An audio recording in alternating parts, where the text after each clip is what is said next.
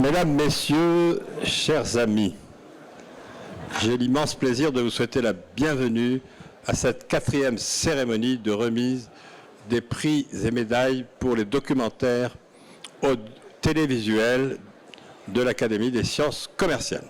Créée en 1957, l'Académie commerciale réunit une quarantaine de membres qui sont des universitaires, des dirigeants actuels ou anciens du commerce et du marketing, avec pour vocation l'anticipation, l'analyse, l'anticipation des enjeux marquants du commerce et du marketing. Plus précisément, nous avons 3 types d'actions. Et donc, notre première vocation, c'est de publier régulièrement, toutes les semaines. Vous avez un article qui paraît sur notre site sur l'actualité et parfois aussi des études plus en profondeur du commerce et du marketing. Nous publions aussi de temps en temps des livres blancs. On a actuellement en préparation un livre blanc sur le commerce de centre-ville, en collaboration avec le club des managers de centre-ville. Deuxième activité, nous distribuons chaque année, concernant des ouvrages du marketing et du commerce, cela fait plusieurs décennies, et depuis 4 ans, donc, la cérémonie à laquelle vous assistez. Et je dirais quelques mots sur une de nos récentes innovations. Depuis 2 mois, nous avons mis au point ce qui s'appelle désormais l'encyclopédie collaborative du commerce. C'est sur le modèle de Wikipédia, pourrait-on dire, une plateforme digitale interactive à destination d'universitaires, d'étudiants, mais aussi de professionnels, où on a accès à peu près tout ce qui est paru récemment et même de façon plus lointaine concernant le commerce et le marketing, avec toute une série d'outils issus de l'intelligence artificielle. On peut avoir des résumés instantanés, si un sujet vous intéresse, sur tout ce qui s'est publié récemment sur tel ou tel sujet. Il y a aussi des études de cas, même des QCM, toute une série d'informations indispensables, aussi bien en matière pédagogique que pour le professionnel qui veut rester au courant de ce qui se passe dans l'écosystème du commerce. Et cette encyclopédie donc, qui vient de naître est destinée à grandir, puisqu'elle est ouverte à tout le monde, avec une participation et un système de régulation, bien évidemment. Voilà ce que je peux dire rapidement, avant de passer la parole à Marc Benoun, à ma gauche, qui va se lever peut-être. Oui. Et Marc, donc, qui a été le fondateur de ces prix télévisuels, d'une part, et qui a présidé le jury, dont il va vous parler. Marc, à toi.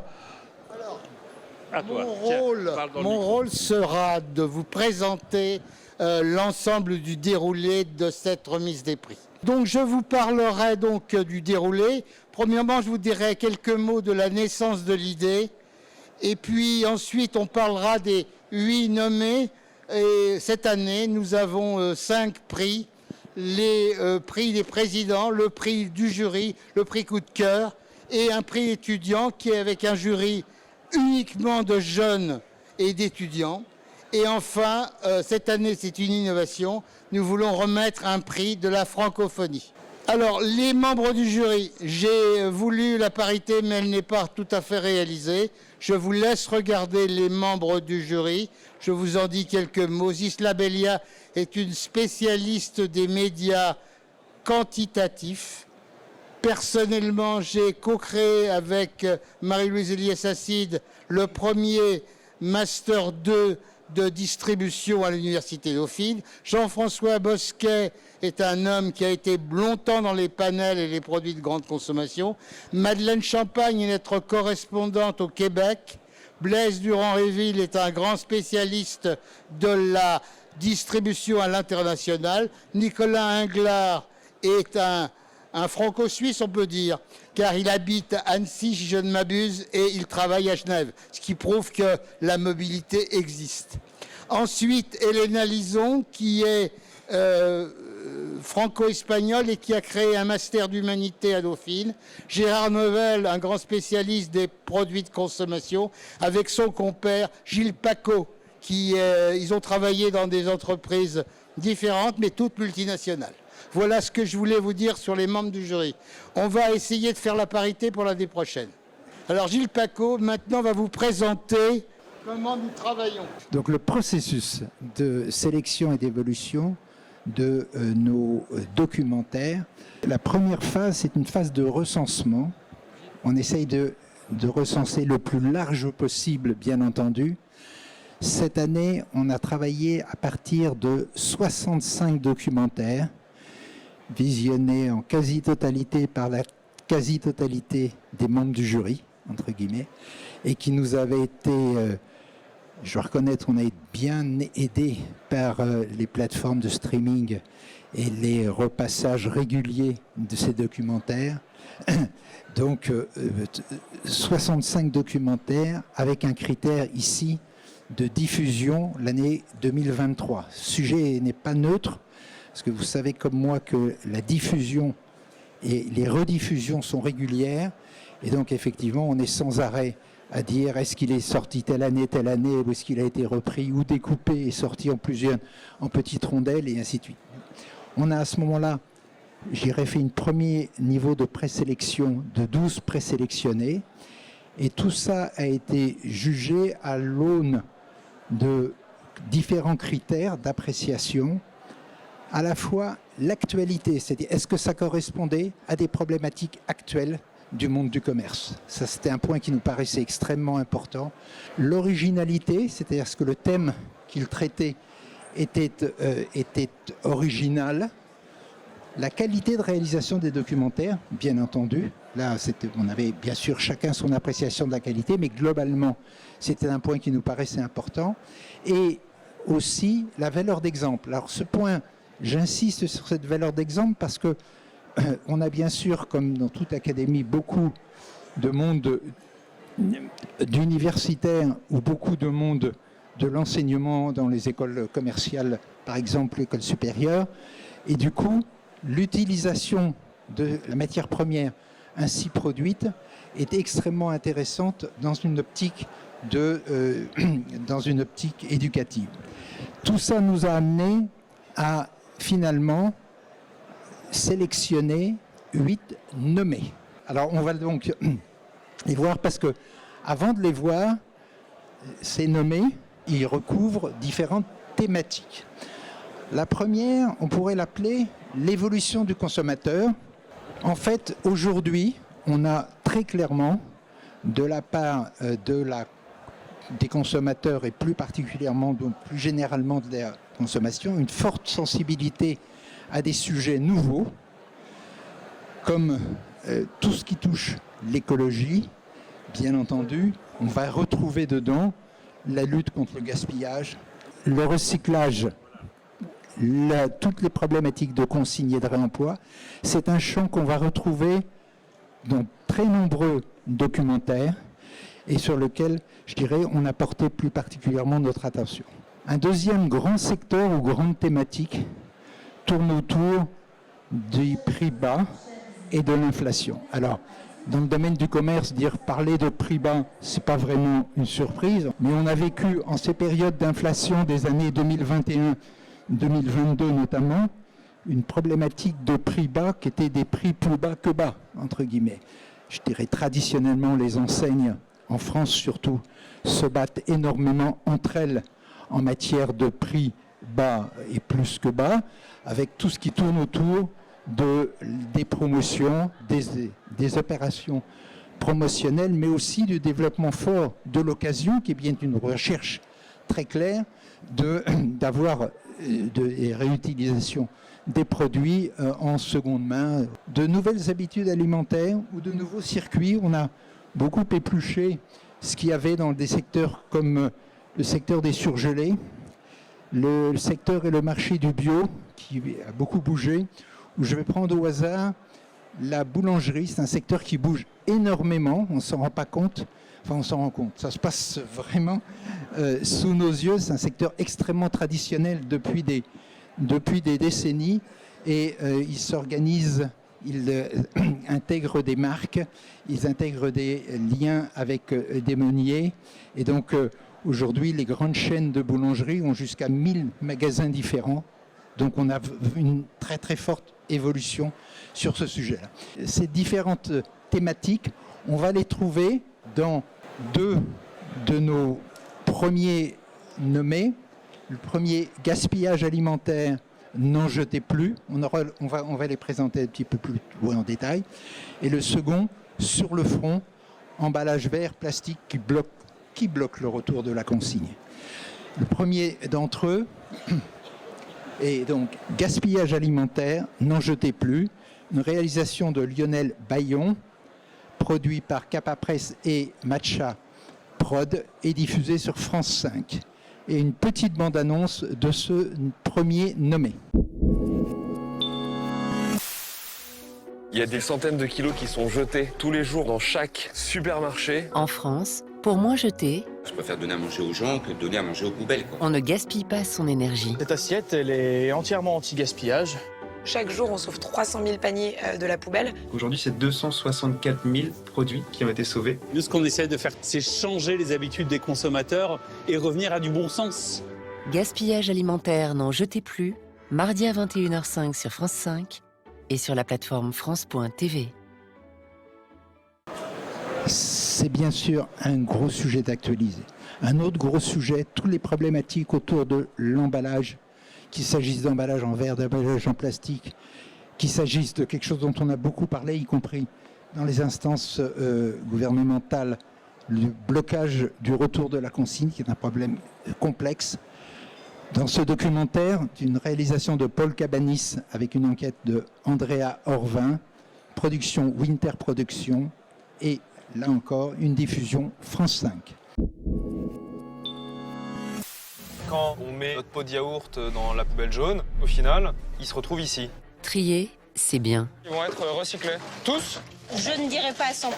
On suit la trace des pots de yaourt. On envoie ça en Suède. Ça paraît délirant. Réutiliser, c'est mieux. Tu manges dans une assiette, tu vas pas jeter ton assiette après avoir mangé. Hugo Clément est avec celles et ceux qui se battent pour le retour de la consigne. Contre les lobbies de l'emballage. Il faut qu'on arrive à sortir des usages uniques. Les consommateurs, on les sent prêts. 5 et sur la plateforme France.tv. Bien entendu, le monde du commerce ne serait pas le monde du commerce si on n'y parlait pas de prix plus bas et de bagarre entre enseignes pour être le moins cher, avec un complément d'enquête, prix cassé et coup de pression sur le système Leclerc. Donc une enquête assez approfondie sur certaines pratiques de telle enseigne. L'autre, l'envoyé spécial, là aussi on est dans les prix bas, ou formellement on est dans l'occasion entre particuliers, dans le domaine du textile notamment. Vinted, une fortune dans vos placards. C'est un excellent documentaire de mémoire de Rémi Delécluse. Tu peux revenir, Mario, s'il te plaît? De Rémi Delécluse, qui avait d'ailleurs gagné, si vous allez sur notre site, un prix il y a 2 ans, entre guillemets. Un excellent journaliste, une production STP Productions et une diffusion France 2. Jeudi soir, complément d'enquête présenté par Tristan Walex. Il est le patron de supermarché le plus médiatique. Complément d'enquête sur ce que ne vous dit pas Michel-Édouard Leclerc. Est-ce qu'on peut vous poser quelques questions? Non, je préfère pas là. Quelles sont les méthodes du numéro 1 de la grande distribution pour faire croire qu'il est toujours moins cher ou pour tirer les tarifs vers le bas? Cette étude ne représente pas ce que les consommateurs achètent quand ils font leurs courses. Coup de pression sur les fournisseurs, petits arrangements avec le droit du travail, révélation sur le système Leclerc, dont le chiffre d'affaires explose à plus de 55 milliards d'euros. Complément d'enquête présenté par Tristan Walex, c'est jeudi soir juste après Envoyé spécial sur France 2 et sur la plateforme France.tv. Le deuxième dans cette catégorie, un envoyé spécial, Vinted, une fortune dans vos placards, une réalisation de Nathalie Gros, une production Capapress et une diffusion France 2, comme tous les envoyés spéciaux. Un tiers des Français a déjà utilisé Vinted. J'essaye de mettre des prix très bas pour que l'article parte au plus vite. qui se cache derrière ce succès prodigieux? Cette application de vêtements et d'objets de seconde main fait-elle vraiment du bien à la planète? C'est une plateforme qui permet la surconsommation. Présenté par Élise Lucet, Envoyé spécial, c'est jeudi soir à 21h10 sur France 2 et sur la plateforme France.tv. Et pour couvrir un certain nombre d'évolutions de commerce, dans le domaine des surgelés, dans le domaine du bio, dans le domaine de la boulangerie et des sandwicheries, et dans le domaine des produits dits monastiques, 4 autres nommés. On va commencer par le premier d'entre eux, une réalisation de Daniel Ril, surgelé, brisant la glace, production Magnéto Presse, diffusion France 5 encore, avec une petite bande-annonce.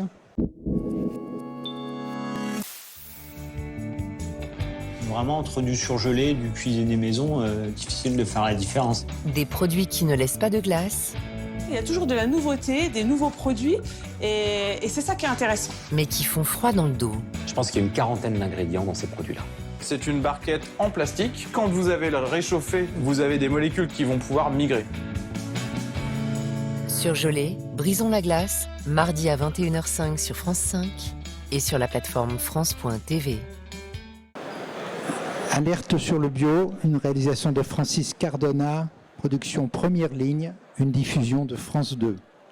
Il y a quand même un certain nombre de biopesticides dont on ne connaît pas ou mal les effets secondaires. Alerte sur le bio, le nouveau numéro de Cache Investigation. Le spinosade, c'est un produit d'origine naturelle. Oui, mais on peut lire ici que le spinosade est soupçonné d'être un perturbateur endocrinien. C'est un neurotoxique tueur d'abeilles. On dit que ça fait beaucoup pour un pesticide qui est utilisé en bio. De Bruxelles jusqu'au haut plateau du Kenya, l'équipe de Cache a enquêté sur un marché en plein essor, celui des pesticides naturels. C'est étonnant de voir un comité au sein de l'Europe qui soit aussi peu transparent. La Commission n'a pas le droit de divulguer cela. Avec Élise Lucet, Cache Investigation inédit, mardi soir à 21h10 sur France 2 et sur la plateforme France.tv. Cette émission, elle porte bien son nom, on est vraiment dans le journalisme d'investigation. Je vous parlais tout à l'heure des boulangeries, de la sandwicherie, une réalisation de Marc Guéring, ses productions M6. Le dernier de cette catégorie, notre 8e nommé, produit monastique, à quel saint se vouer? On est dans quelque chose qui est peut-être plus traditionnel. Une réalisation de Julia Lecorrec, production Jara Prod, diffusion sur France 5 et quelques images. Ce secteur-là marche bien. Les huiles essentielles marchent bien aussi. Les voies du commerce sont impénétrables. L'image du moine fait vendre. Les produits monastiques sont du pain béni. C'est des bons produits. On a plus confiance. Mais pour d'autres, la messe est dite. Tout n'est pas fait par des moines et ils le vendent. Quand on voit beaucoup de moines, en général, c'est que le produit est industriel. Ça fait 101,83. La carte? Produits monastiques, à quel saint se vouer? Mardi à 21h sur France 5 et sur la plateforme France.tv. Donc voilà notre panel de 8 nommés, entre guillemets. Et là, je vais maintenant laisser la parole à ceux qui vont vous présenter les lauréats et les gagnants. Gérard Noël d'abord, puis il sera ensuite suivi par Jean-François Bosquet. Bonsoir à tous. Alors, nous allons maintenant remettre nos différents prix. Premier prix, c'est le prix des présidents. Après, nous verrons le prix du jury, le prix coup de cœur, comme on vous l'a annoncé, et puis le prix de nos étudiants, et pour la première fois cette année, le prix de la francophonie. Alors, le prix des présidents, je vais vous annoncer qui est le lauréat. Ce n'est pas une surprise, parce que c'est assez évident, notamment quand vous avez vu la liste des nommés, c'est Gaspillage alimentaire, ne l'argentez plus, qui est donc un documentaire qui a été diffusé sur TV5 en octobre 2023 et qui a été réalisé par Lionel Bayon.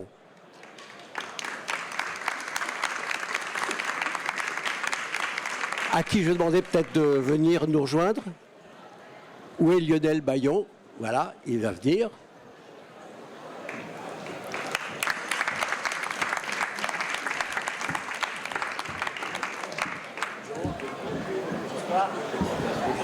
Bravo, bravo.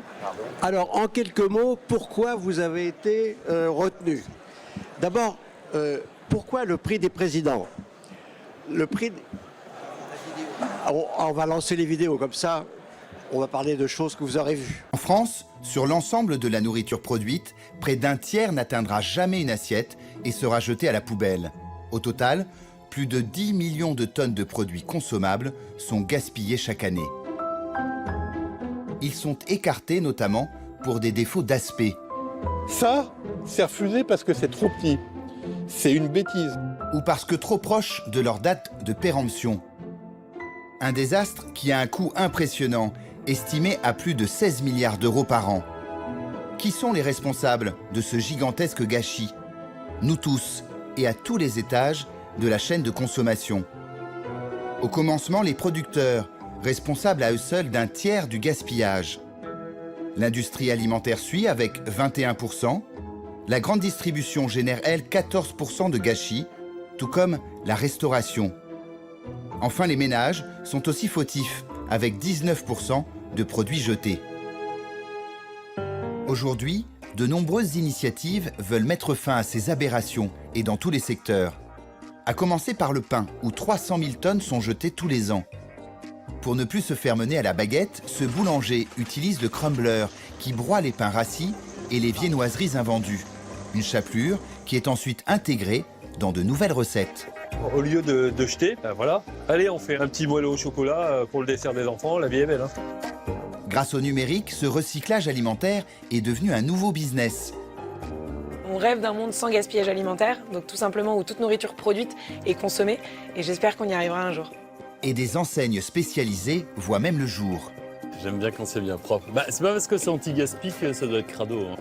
Alors peut-on se rapprocher du zéro défaut? Comment nous, consommateurs, pouvons-nous changer nos habitudes? Vous allez découvrir l'absurdité de nos circuits de distribution et rencontrer celles et ceux qui sont partis en croisade contre nos poubelles pleines.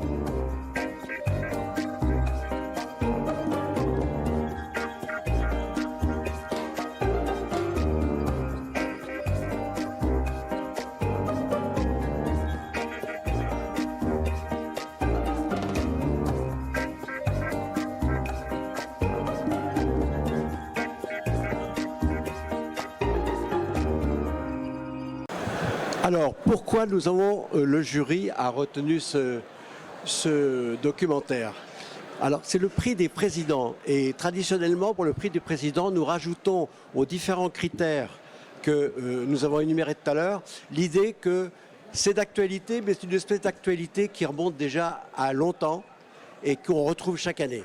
Et le problème du gaspillage alimentaire, effectivement, on peut le retrouver par exemple depuis 1957, c'est-à-dire la date de la fondation de cette académie. Voilà, donc non seulement c'est de l'actualité, mais c'est de l'actualité qui vient de loin et qui continue. On verra si les différentes solutions qui sont suggérées dans ce documentaire, de façon très intéressante d'ailleurs et illustrée, seront efficaces. Alors, nous attachons beaucoup aussi d'attention à la qualité de la réalisation et c'est vrai que le documentaire est très illustré avec beaucoup d'interviews, beaucoup de témoignages et l'autre aspect aussi du documentaire, c'est qu'il est original dans la mesure où, assez curieusement, il n'y avait pas depuis très longtemps un documentaire qui traitait ce sujet. Donc ça a été, je crois, une idée originale d'entrer dans ce sujet et d'entrer de façon extrêmement approfondie. Donc, nous remplissons nos différents critères d'actualité, d'originalité et bien sûr de valeur d'exemple. Parce que je pense que chaque téléspectateur, on aura fait un petit boulot de pédagogie, non seulement d'ailleurs pour le consommateur, mais pour éventuellement l'industriel qui est devant son téléviseur, le distributeur qui est devant le téléviseur. Vous avez vu que tous les acteurs en fait sont concernés à ce gâchis de 16 milliards d'euros. Voilà. Donc voilà quelques raisons pour lesquelles le prix des présidents a été attribué à Lionel Bayon et j'avais oublié de mentionner le producteur qui est Mathieu Hucheux. Voilà. Donc je suis ravi de vous remettre ce beau diplôme. afficher dans notre bureau et puis ce trophée. Voilà. Bravo.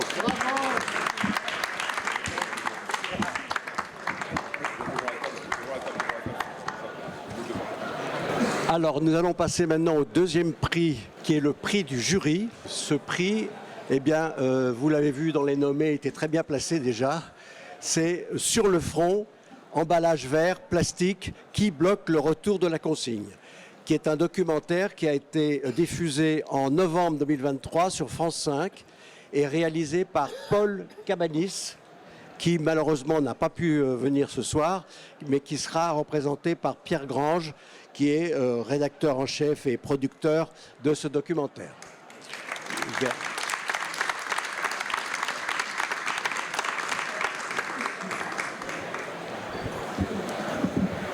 Asseyez-vous.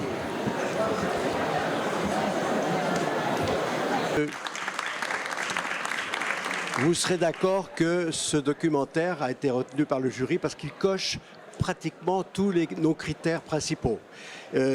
Bon, le problème, il est plus qu'actuel, hein, puisqu'il rejoint toutes les problématiques dont on parle tous les jours, qui sont l'écologie, l'optimisation des ressources, la responsabilité environnementale. Donc tout ça, bien sûr, nous sommes complètement dans ce contexte. Alors, l'originalité, c'est que ce sujet n'a jamais été vraiment abordé sous forme d'un documentaire télévisé.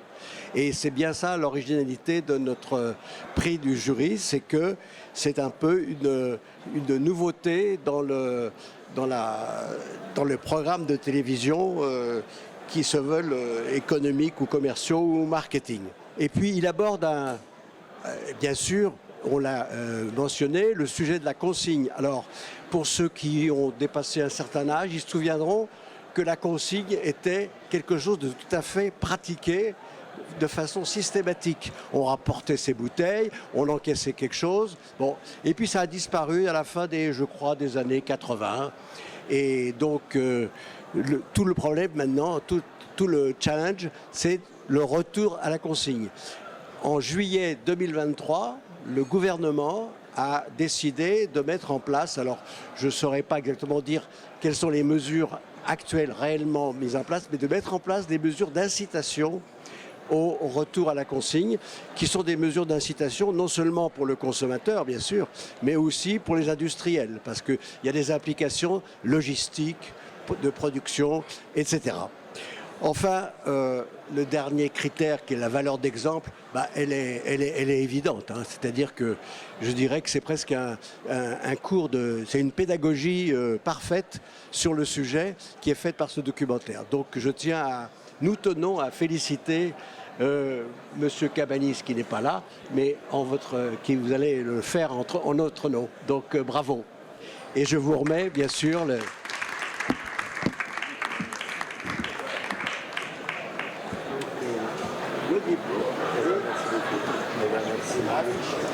Vous le féliciterez, merci.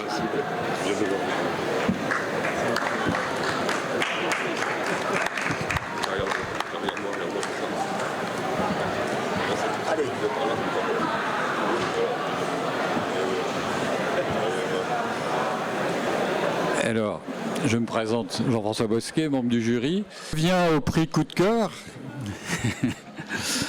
de l'Académie, qu'on attribue traditionnellement avec la plus grande liberté.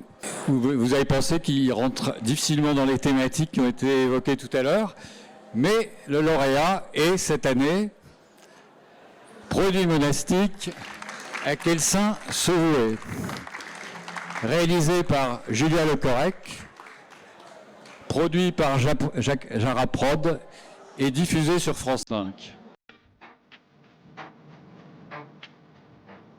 Monastères et abbayes sont des joyaux du patrimoine français. Derrière ces vieux murs, moines et moniales vivent reclus depuis des siècles au rythme des offices. Un quotidien de privation régi par des règles très strictes.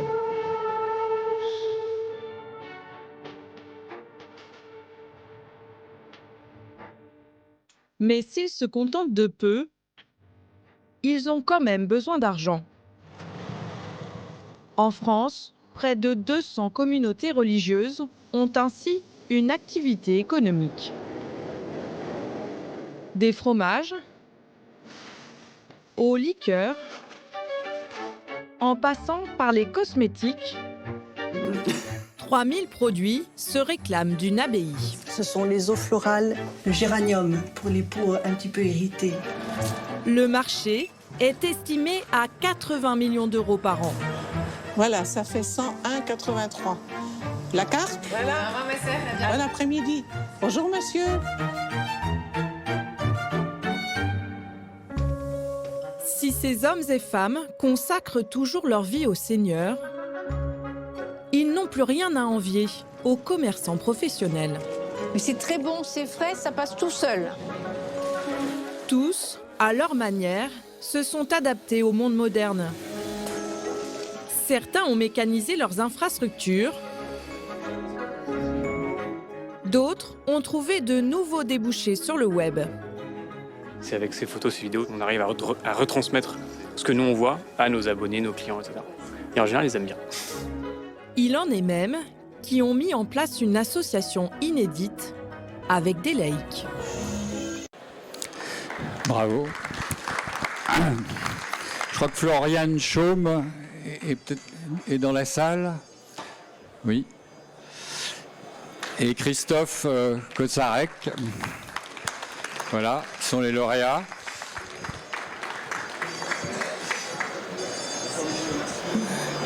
Je voudrais dire un petit mot de présentation. Parce que c'était quand même assez insolite notre choix.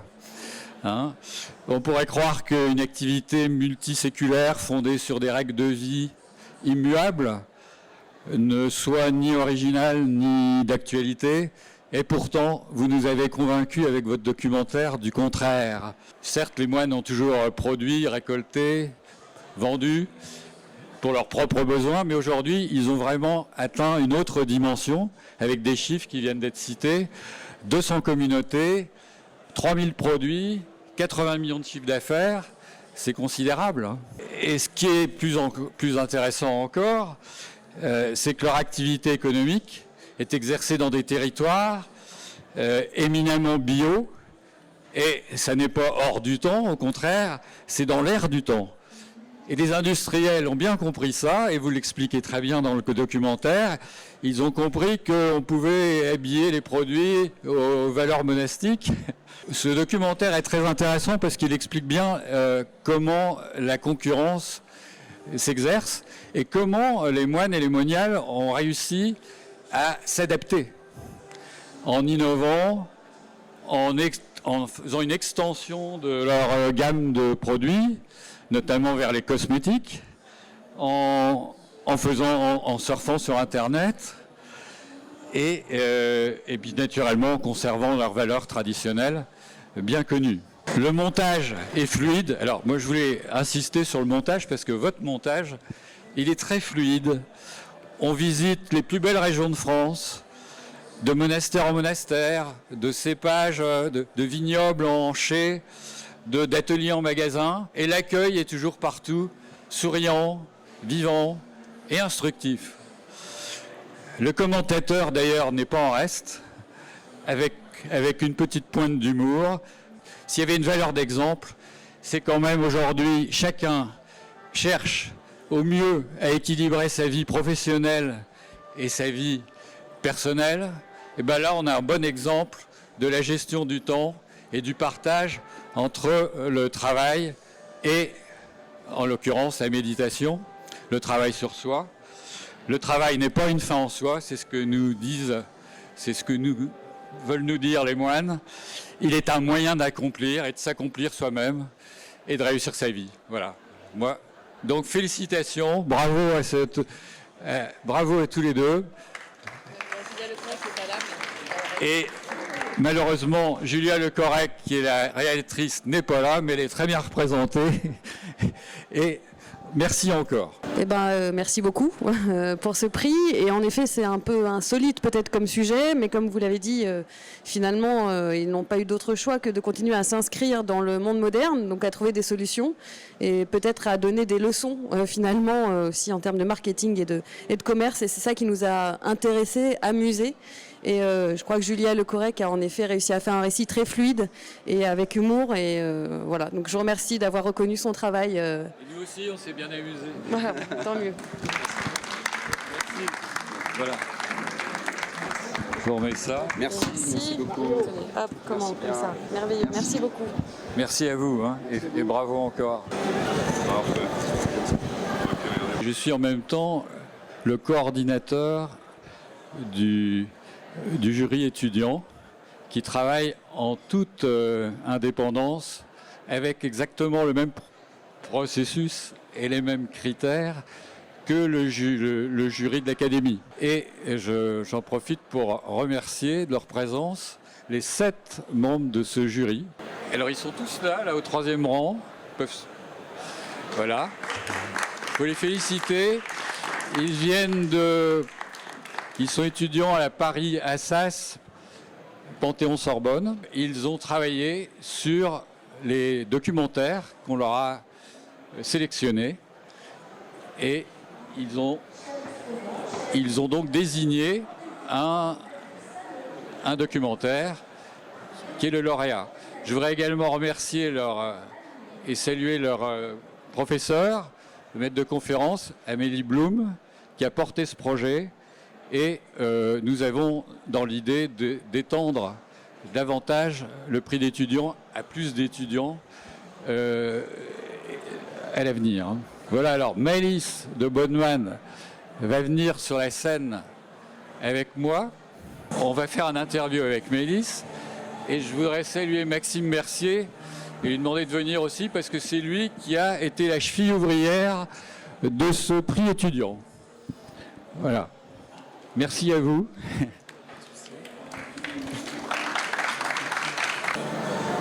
Le prix étudiant, le lauréat est Vinted, une fortune dans vos placards.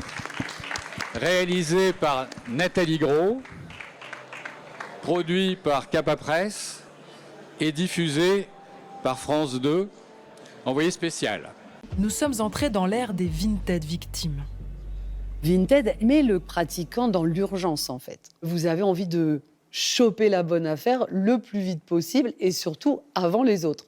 Et tout est fait pour vous faire rester sur la plateforme. Vous avez les notifications, vous avez la possibilité de mettre des articles en favoris, vous avez un nombre incalculable de nouveaux produits qui arrivent chaque seconde, avec des vendeurs, des vendeuses qui ont des super notes sur Vinted. C'est une plateforme qui permet la surconsommation, qui permet d'acheter, de vendre toujours et toujours plus vite. Cette surconsommation me semble en totale contradiction avec les promesses d'écologie affichées par Vinted dans ses publicités. Que pense la directrice du développement durable de ces critiques? Où êtes-vous? Je suis à Amsterdam. En tant que directrice de la durabilité, je suis censée voyager le moins possible. On reproche parfois à Vinted d'encourager la surconsommation, notamment parce que c'est très facile de craquer. Moi, par exemple, j'ai acheté 5 jeans depuis que je suis inscrite parce qu'à chaque fois qu'il y en a un qui me plaît, je reçois une alerte.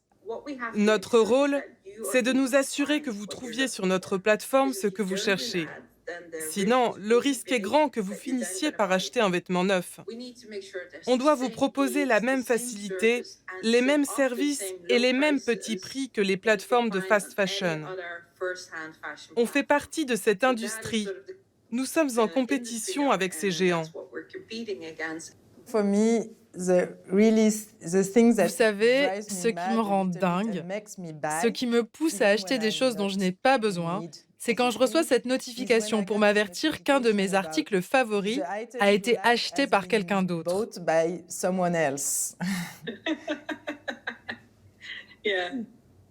On veut simplement être sûr que vous allez finir par le trouver, ce pantalon que vous avez envie de porter. Alors oui, c'est vrai. Ça incite les gens à revenir sur la plateforme. Mais c'est un mal pour un bien, en quelque sorte.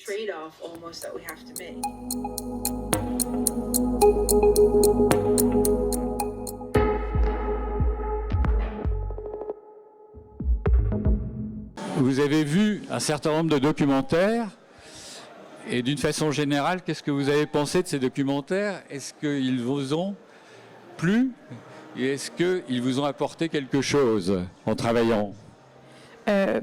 Pour commencer, on voudrait vraiment remercier l'ensemble des documentaires et de toutes ces réalisations qui ont été vraiment très belles.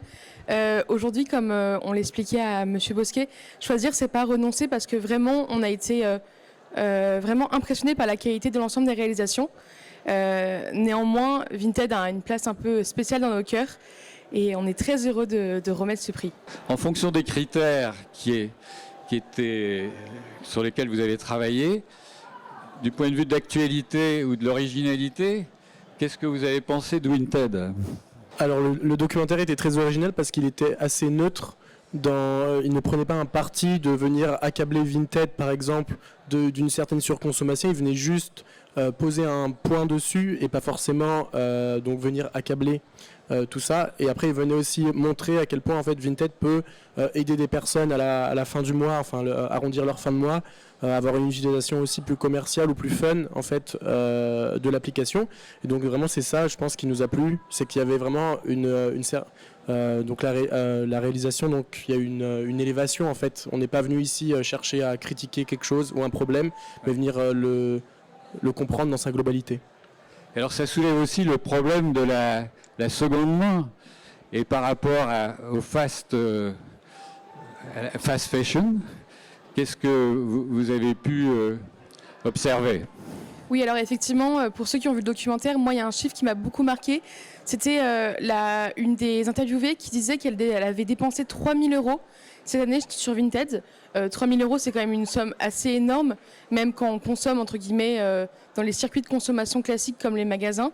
Donc effectivement, consommer d'occasion certes, mais ça ne veut pas forcément dire une déconsommation ou une consommation plus raisonnable. Et ça, j'ai trouvé que c'était assez mis en exergue par le documentaire à juste titre. Qualité du documentaire elle-même, de la réalisation, comment vous l'avez trouvé? Le documentaire, il se regarde tout seul, on ne voit pas le temps passer dessus. Si je ne me trompe pas, donc en fait, il y a une réalisation qui est faite, qui évolue assez jeune, dynamique. On va chercher le PDG de Vinted pour l'interroger sur des sujets. On va dans les locaux de Vinted. On montre aussi les méthodes de management de l'entreprise. Donc c'est très intéressant en fait d'avoir un documentaire qui montre en fait un principe, un concept comme Vinted, donc dans sa globalité. Et vous l'avez trouvé aussi équilibré dans la mesure où il est à charge et à décharge, où il prend en compte toutes les opinions? Oui, exactement. En fait, nous, ce qu'on a beaucoup aimé, c'était un documentaire qui était assez, qui ouvrait sur l'intérêt de l'occasion de manière générale, que ce soit pour les vêtements ou même pour les jouets, comme c'était assez mis en lumière dans ce documentaire. Pour autant, il n'était pas incrédule, il ne s'arrêtait pas au premier regard et aux premières apparences. Et ça, on a trouvé ça très intéressant parce que aujourd'hui, le modèle de l'occasion, c'est un modèle qui revient en force. Pour autant, il faut connaître ses limites et voilà, savoir consommer avec modération. Alors les limites, justement, l'addiction, tous les risques qui sont inhérents à ça, l'addiction, la surconsommation. Oui, le documentaire donc il parle effectivement donc d'une personne qui est sur Vinted le matin dans le métro, la journée pendant ses pauses, le soir en rentrant du boulot et le soir devant sa télévision aussi. Donc ça montre bien aussi une perspective que l'application, c'est plus justement une méthode d'achat où on peut aller acheter en magasin, donc une fois par semaine, le week-end comme ça. C'est vraiment une application qui peut prendre de la place en fait dans la vie de certaines personnes. Et justement, donc c'est ce qui est demandé et la question est posée donc au PDG de Vinted. Donc est-ce que ces méthodes c'est fait exprès pour que les personnes passent plus de temps sur l'application et consomment plus? Et la directrice donc, du développement, pour moi en tout cas, elle marque un point qui est assez intéressant, c'est que si eux ne le font pas, c'est la fast fashion, c'est les autres entreprises qui vont le faire. Et donc c'est vers ces entreprises-là que les consommateurs vont aller acheter. Donc au final, en fait, on a un documentaire qui met bien en équilibre, en balance en fait les pour et les contre en fait de cette plateforme Vinted. On a fait le tour de la question et on peut vous remercier encore et vous féliciter pour ce choix et puis féliciter France 2 et Nathalie Gros qui met le... Alors...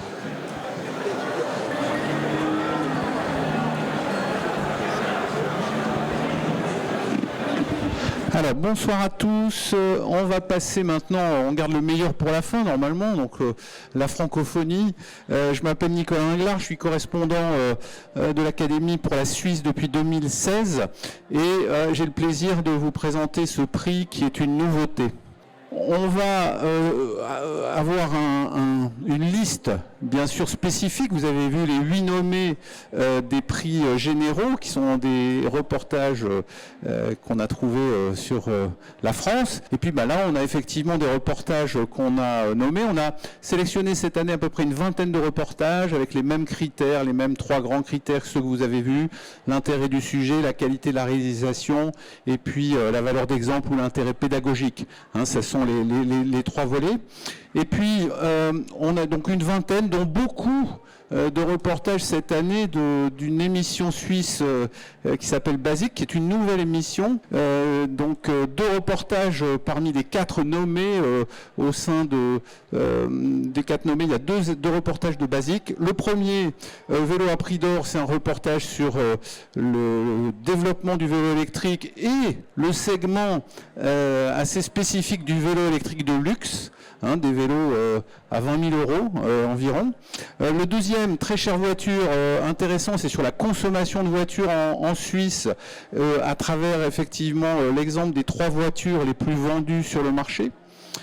Le troisième est un reportage de la Belgique, RTBF, sur Alibaba et les 40 promesses, parce qu'effectivement, Alibaba a fait tout un tas de promesses d'emploi, notamment quand il a négocié son arrivée sur le marché belge. Et puis, ces promesses, après quelques temps, on voit forcément dans ce reportage qu'elles ne sont pas forcément tenues. Et puis, dernier reportage, je ne sais pas si vous savez ce que sont les wax pens, mais au sein de Radio-Canada, c'est un des reportages qui a été nommé cette année. Les wax pens, ce sont des vapoteuses au cannabis et celui qui a été nommé donc au niveau du Canada, c'est ce reportage où on parle effectivement de bien sûr la nocivité, mais aussi la production de ces wax pens pour effectivement essayer d'écarter la fumée et de faire l'éclairage et la vérité sur ces produits. Voilà les 4 nommés de ce premier prix de la francophonie. Donc on va regarder maintenant sur la slide suivante qui est le lauréat cette année et dévoiler le fait que voilà, Vélo à prix d'or est le lauréat du premier prix de la francophonie. On l'applaudit. Alors, juste un mot avant d'accueillir le réalisateur et le journaliste qui ont travaillé sur ce reportage. Pourquoi est-ce qu'il a été choisi, Vélo à prix d'or? Je vous l'ai dit, c'est un reportage sur à la fois un exemple d'un couple et de son utilisation du vélo électrique au quotidien, avec également des chiffres importants sur le marché du vélo électrique, qui est forcément très pédagogique, et puis un zoom sur un fabricant, le renouveau d'un fabricant qui s'appelle Moto Sacoche, qui profite de l'essor du vélo électrique pour redévelopper un produit sur ce segment du vélo électrique de luxe. Alors je ne sais pas si vous avez des vélos électriques qui coûtent 20 ou 25 000 €, mais ça existe, et il y a des fabricants comme ce fabricant genevois Moto Sacoche qui est mis en évidence dans le reportage, qui parle de ça. Donc un reportage aussi qui au final parle du coût des accessoires et des assurances. Tout ça, tout ce que je viens de vous dire, étant regroupé dans 12 minutes. Donc je trouve que c'est ça aussi la performance, c'est qu'on a un reportage facile à regarder puisqu'il est court, mais tout à fait complet. Une situation mauvaise, sauf dans le secteur du luxe qui, lui, ne connaît pas la crise. Cet e-bike que nous avons filmé au centre Porsche de Genève vaut 10 000 francs. Ce modèle Bugatti, lui, était proposé à 38 000 francs au Salon de l'Auto de Genève en 2017. Il n'a finalement jamais été commercialisé. Enfin, ce Colnago, décoré à la feuille d'or avec diamants incrustés, a été adjugé 120 650 francs en mai dernier chez Sotheby's. Au-delà de ces exemples qui frisent l'absurde, il existe un véritable marché de niche pour le très haut de gamme. On parle de séries limitées, de modèles personnalisés, la haute couture du deux roues en quelque sorte. Venez, je vais vous montrer. Bonjour, merci de nous recevoir. Alors ils sont là, enfin ? Enfin. Paul Mertz a décidé de faire revivre Moto Sacoche, une marque genevoise mythique lancée au début du XXe siècle par deux frères qui avaient placé un moteur dans une sacoche fixée au cadre d'un vélo. Donc voilà le modèle original de 1904. Vous avez repris ce design. Quand je vois ce vélo qui a plus de 100 ans, qui fonctionne encore très bien, je me suis dit mais comment c'est possible qu'aujourd'hui on ne soit pas capable de créer des modèles qui soient aussi durables, avec le même soin et la même attention portée à la qualité et à la durabilité. Couleur du cadre et du carter, option intérieure cuir pour la sacoche et j'en passe. Tout est fait pour renforcer le caractère exclusif de ces 3 séries limitées dûment numérotées. Cette plaque, elle est fabriquée en Suisse par un artisan suisse et chaque plaque est faite sur mesure, donc on a quasiment un moule qui est fait pour chaque plaque. Donc un exemplaire unique, personnalisé. À l'image du client. Un look rétro d'accord, mais le moteur, lui, se doit d'être à la pointe. On fabrique nous-mêmes ce moteur qui développe 1000 watts. Ce qui est énorme, hein. Oui, c'est le plus puissant aujourd'hui autorisé sur le marché, donc on ne peut pas aller plus loin. Nos clients sont évidemment très attachés à la performance, ils aiment habituellement les sensations fortes, ils aiment avoir ce qui se fait de mieux. Bien sûr, tout cela a un prix de 18 000 à 24 000 francs pour l'une des 3 séries limitées. Une cinquantaine de modèles ont déjà été vendus. Dans toute cette partie-là, vous avez le rotor, donc vous le voyez tourner, c'est un peu comme un balancier sur une montre. Peut-être vous avez plus l'habitude, et vous le voyez tourner là. Ouais, magnifique. Qu'est-ce que vous admirez là-dedans? C'est quoi, la technologie par exemple? C'est la créativité et puis les performances. Des innovations de rupture, voilà, comme cette courroie qu'on regardait. Puis surtout, c'est une pièce un peu artistique, magnifique. Alors qu'est-ce que vous allez en faire de ce vélo? L'utiliser un petit peu pour aller au travail ponctuellement, pour les belles journées, je dirais. C'est pas forcément un usage quotidien massif de la chose. C'est un côté plaisir avant tout. Avec plaisir. Il y a quelques années, on était encore très porté sur les voitures, sur le yacht, sur le bateau, et aujourd'hui on se rend compte que, signe des temps, l'attention est davantage portée sur de la mobilité douce, et les vélos très haut de gamme ont tendance à se vendre plutôt bien. Alors, la sensation? Heureux, hein, on a hâte d'essayer ça. Bonne route. Merci. Voilà, on peut applaudir ce reportage et puis on va accueillir Yann Duhed et Alain Orange qui sont respectivement le réalisateur et le journaliste ayant travaillé sur ce reportage pour les féliciter de la qualité de ce reportage qui est le premier de l'histoire à recevoir le prix de la francophonie de l'Académie des sciences commerciales. Je vais juste vous poser une petite question ou vous laisser apporter un commentaire. Donc, on a vu que ce reportage fait partie d'une émission qui a démarré en 2023 à la RTS, Basique. Est-ce que vous avez des modèles qui vous ont inspiré pour créer cette émission sur notamment la conso? Juste ce que je voudrais dire d'abord, c'est que c'est Alain Orange, le journaliste. Moi, je suis le producteur, je suis pas le réalisateur. Non, pardon. Non, Basique, c'est une émission nouvelle de la RTS depuis 1 an et demi, qui essaye de chercher un public jeune, de rajeunir l'audience, parce qu'en Suisse, je pense que c'est comme en France, on a un public qui est vieillissant, donc il faut aller chercher le public plus jeune avec des nouvelles propositions. Et donc oui, on a regardé un petit peu ce que tout le monde fait, ce que vous faites beaucoup ici en France nous intéresse, et on a décortiqué ça pour essayer de proposer une émission nouvelle.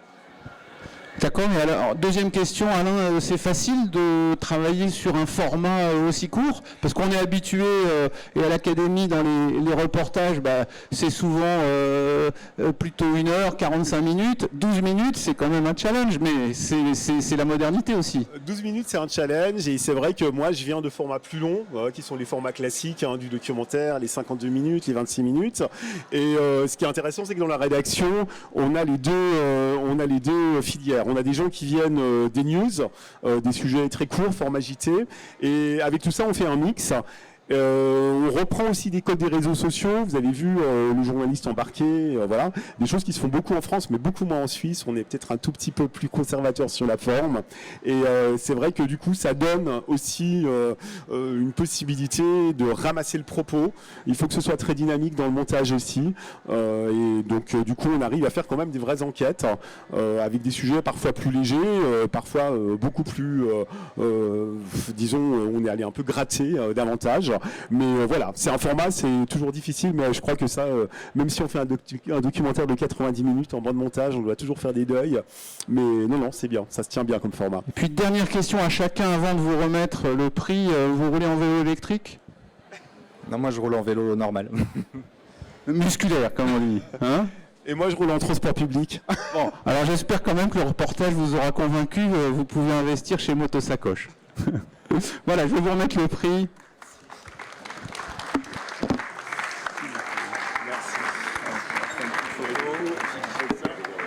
Voilà. Allez.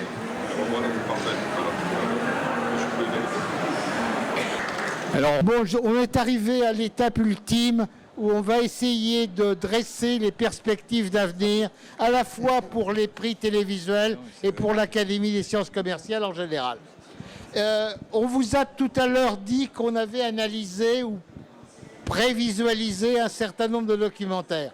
Notre objectif l'année prochaine est, par une meilleure collaboration avec les chaînes et les plateformes, obtenir une meilleure veille, un meilleur recensement des documentaires qui sont sur la place. Vous avez peut-être vu qu'il y a beaucoup de France 5, mais c'est normal. C'est une chaîne qui devait mourir et qui n'est pas morte, mais qui vit à travers beaucoup de documentaires. Accroître la notoriété des prix télévisuels auprès des professionnels de l'audiovisuel, mais également des publics d'affaires et des universitaires. Le point suivant, ça sera, on vous l'a dit déjà tout à l'heure, élargir le nombre d'universités participantes et donc faire connaître les prix télévisuels en montrant la valeur pédagogique de ces prix auprès de différentes universités. Et enfin, ouvrir le prix de la francophonie à un jury qui soit non pas un jury interne à l'Académie, mais un jury qui soit plus représentatif de toutes les tendances de la francophonie. Je vais laisser maintenant la parole à notre président qui va conclure et faire probablement la mort. Merci au jury qui a beaucoup travaillé pour cette cérémonie. Et puis bien évidemment, félicitations à tous les lauréats. Je crois qu'on a assisté à un beau résumé des tendances actuelles dans la droite ligne de notre vocation qui est en permanence être à l'écoute des grandes tendances du commerce et aussi de prévoir l'évolution de ces tendances. Pour ne pas être très long, deux informations importantes. La première, c'est que ceux qui veulent bien, ceux qui ont apprécié cette séance, peuvent participer la première semaine de juillet à la cérémonie des prix et médailles attribués aux meilleurs ouvrages en commerce et marketing. Cette cérémonie se tiendra à l'ESCP Business School, non pas dans leur local historique, puisqu'ils sont en travaux, mais dans leurs locaux de la Porte Champéret. Donc, première semaine de juillet, et vous recevrez bien sûr des invitations. Le deuxième message qui est très important, avant de vous remercier, c'est de vous dire qu'il y a un cocktail qui vous attend à quelques pas d'ici, au stand du club des managers de Centre-Ville, que je remercie à nouveau. Voilà, je vous souhaite un bon cocktail et une belle soirée. Et à bientôt.